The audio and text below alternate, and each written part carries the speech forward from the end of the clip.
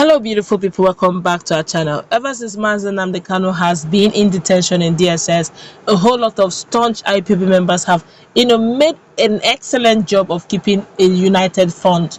But of course, one or two persons have been in suspicion of the fact that there may be a little crack here and there. Obviously, also in recent past, there was moves to get information from Simeon Ekpa, which backfired, especially when BBC agent did all he could to get one or two information from Simeon Ekpa. It didn't work. And of course, Emma Powerful has been updating the whole POB worldwide and the world generally on what they are doing for time, and has been positive update, I must say. But right now, the secretary have decided to get one or two slips out, although it may not be intentional to give the bad light or any bad light to IPOB worldwide, but it was a kind of warning or a signal to those who are moving to desist from what they are doing within the house. But before we go into the news proper to find out what she's got to say, and of course what some strong entrepreneurs from the southeast have told IPOB, especially over the countdown of the shutdown of a southeastern region, especially every Monday beginning from August 9. We're going to wrap all this into one. Before we do so, we'd like you to subscribe to our channel if you have not done so already by clicking on the red subscribe button.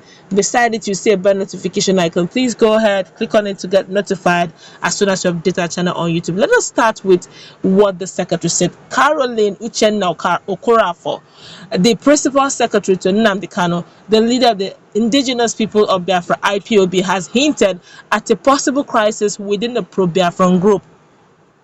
Okorafor lamented that some members of the group are more particular about money than the release of Kanu. In a tweet, she charged members of the group to channel their energies towards the release of IPOB leader. Okorafor tweeted, and I quote, "People are more concerned with money than the release of Mazi Nnamdi Kanu. I am taking serious notes.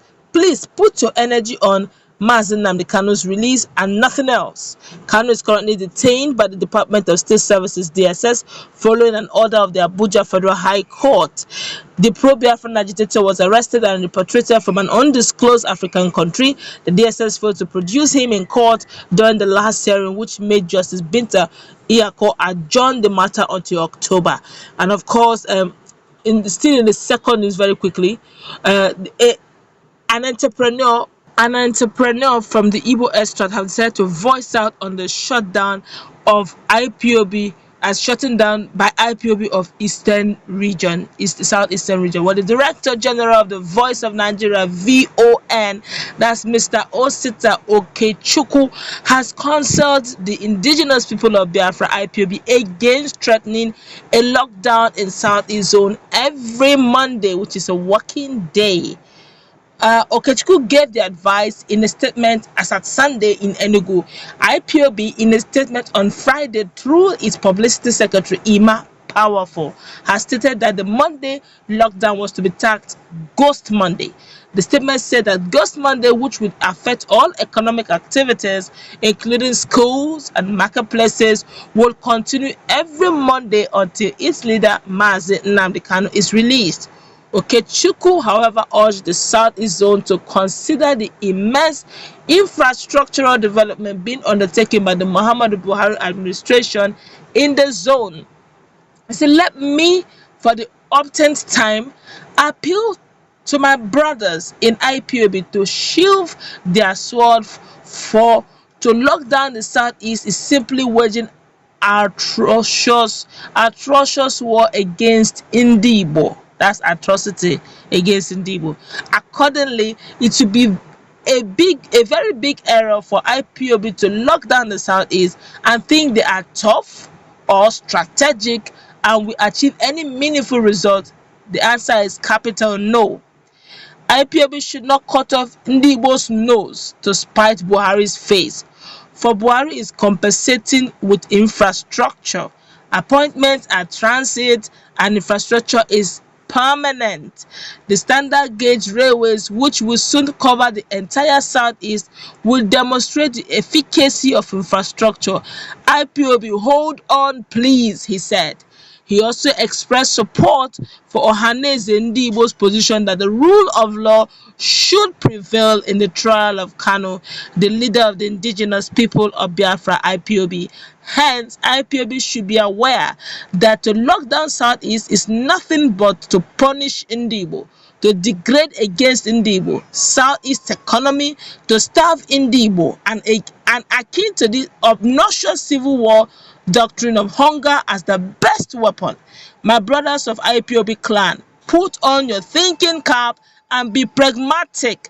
Introspect and remember our brothers and sisters who are living in all the towns and villages nationwide, doing well and investing happily, prospering with other ethnic nationalities. He said, I guess he's an entrepreneur that has businesses everywhere and is appealing to IPOB to please shave their sword. All right, let's look at this very critically. We're looking into this actually two news in one. The first one has to do with Caroline. Caroline had to speak up. That's the principal secretary, so she's actually not a rumor monger. She knows what she's saying and she's taking notes. And she's saying that just briefly, just giving an inkling of what may likely be going on, which means while others are pushing for the release of Mazi Nnamdi Kanu, some persons are looking to the money bag to see if they can take one or two things. And they're saying, look, definitely one thing will happen. One day this whole thing will be over. But she's taking note. When the leader, or if the leader eventually comes out, she's going to point fingers because she's seeing them and she's taking note of them.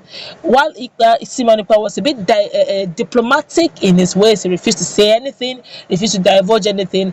The secretary was a bit lenient with information, and I guess everyone have one or two. But in a nutshell, he's trying to tell them that whatever you are doing, we are watching. Now, for the Igbo, the businessman is saying, look, I am not against you trying to get attention over the marginalization that Ndi was feeling, but he is of the opinion that it's actually Ndi that's going to suffer for the Monday lockdown. He says shut down markets, shut down bank spaces, shut down market squares, schools, every commercial nerve center that you can think of in the southeastern zone. Whose business will suffer?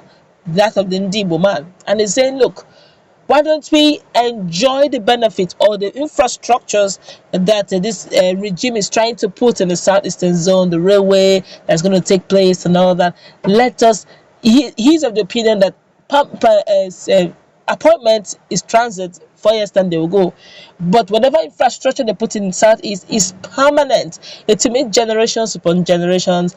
We don't need to go that, but we need to also find out why are they shutting down Mondays. They're shutting down Mondays because they want their leader to be released. I keep saying this: diplomacy is the best solution to problems. Instead of going through so much it has us, why don't we all sit on a roundtable discussion and figure things out? Let's meet in a conversation. What's your take on what the VON chairman is saying concerning how IPOB should go through this? And of course, the information Caroline has just warned those who are angling to take money from IPOB and not push for the release of the leader. Let's interact. Do have